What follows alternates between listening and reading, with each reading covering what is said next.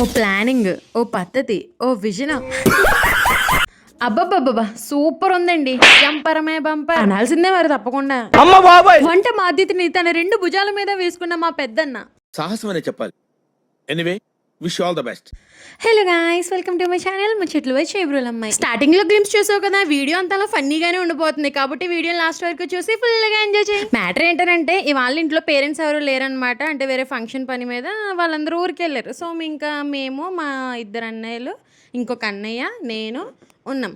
వంట చేద్దామని చెప్పేసి అనుకున్నప్పుడు అన్నయ్య ఏమో బిర్యానీ చికెన్ చేద్దామన్నాడు అనమాట. సరే బాగానే ఉంది అనుకున్నా. యాక్చువల్గా నన్నైతే మా అన్నయ్య వంటలు చేయనివ్వడు. ఎందుకంటే మనం వండితే బీపీ షుగర్ లేనోడికి వచ్చేస్తుంది, ఉన్న వాళ్ళకి అమాంతం పెరిగిపోతాయి కాబట్టి. ఇంకో అని ఎలాగో నన్ను కిచెన్లోకి రానివ్వడు కదా. సరదాగా ఈరోజు ఉమెన్స్ డే పువ్వులు మాల కట్టుకుందామని చెప్పేసి నేను నా పనిలో ఉన్నాను అనమాట. అయితే అప్పుడు సడన్గా పిలిచి కత్తిచ్చాడు చేతికి. ఈటరా ఎవరినైనా వేసేయాలని అడిగాను. ఉల్లిపాయలు వేసే కూరలోకి అన్నాడు.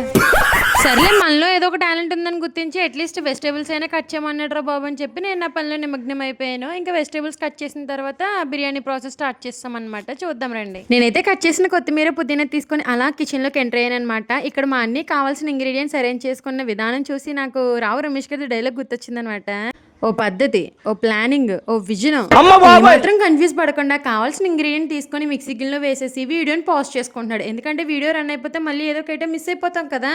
డెడికేషన్ అలాంటిది మరి కుకింగ్లో. బిర్యానీ మసాలా ప్రిపేర్ చేయడానికి కావాల్సిన బేసిక్ స్పైసెస్ అన్నీ కూడా వేసి మిక్సీ అయితే పట్టేస్తున్నాడు అనమాట. కావాల్సినవన్నీ ప్రిపేర్ చేసుకున్నాం. ఇంక ఇప్పుడైతే అసలైన ఘట్టం స్టార్ట్ అవుతుంది. అదే కుకింగ్ అన్నమాట. ముందుగా స్టవ్ ఆన్ చేసుకుని ఒక పెద్ద గిన్నె పెట్టేసుకున్నాం. మేమైతే ఒక కేజీ రైస్కి చేసామన్నమాట.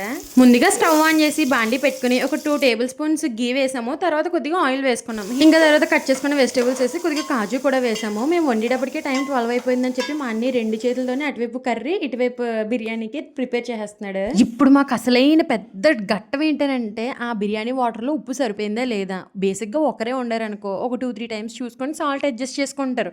మేము 4 ఉన్నాం కదా, 30 సార్లు చూసాం. ఒకడేమో ఉప్పుగా ఉందంటాడు, ఇంకొకడేమో చప్పగా ఉందంటాడు, ఇంకొకరిని అడిగితే నాకేం తెలియట్లేదు అంటాడు. మేము ఇంత కష్టపడి కుక్ చేస్తా ఉంటే ఒకడు మాత్రం హాల్లో ఫ్యాన్ వేసుకొని టీవీ చూస్తున్నాడండి. ఆడెవడనుకుంటున్నాడు, ఆడి టామీగాడు.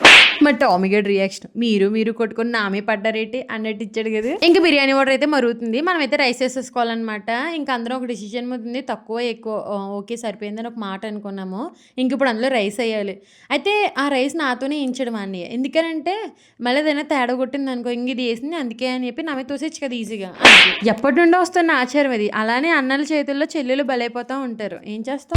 ఇంకా అలా కొద్దిసేపటికి బిర్యానీ అయితే రెడీ అయిపోవచ్చింది. ఇది చూడగానే నాకు డైలాగ్ గుర్తుకొచ్చింది, వావ్ కొత్తలాడుతుంది. ఇంకా కుకింగ్ అయిపోవచ్చింది కదా అని చెప్పేసి నేనైతే హాల్లో కూర్చున్నాను. అప్పుడు మళ్ళీ మా అన్ని నా దగ్గరికి కత్తిచ్చాడు. మళ్ళీ ఎవరినైనా వేసేయాలా అని అడిగాను. మళ్ళీ ఉల్లిపాయలనే వేసే అన్నాడు. అయినా నాది కొంచెం జాలిగుండే, అవి కట్ చేస్తుంటే తట్టుకోలేక కళ్ళని నీళ్ళు కూడా తెచ్చేసుకున్నాను.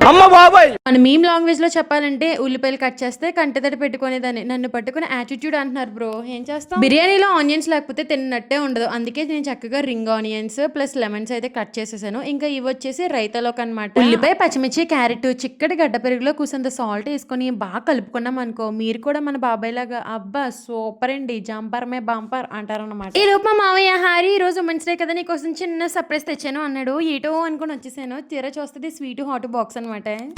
ఒక చిన్న కలాకండ్ ప్లస్ మిక్చర్ ఉందన్నమాట. కలాకండ్ అయితే నా ఫేవరెట్ కాబట్టి ఏం మాట్లాడకుండా తినేసాను అనుకోండి. ఇందుకే ఇది మా మావి తెచ్చింది ఏం కాదు. మా మావికి ఎవరిస్తే నాకు ఇచ్చేసాడు అనమాట.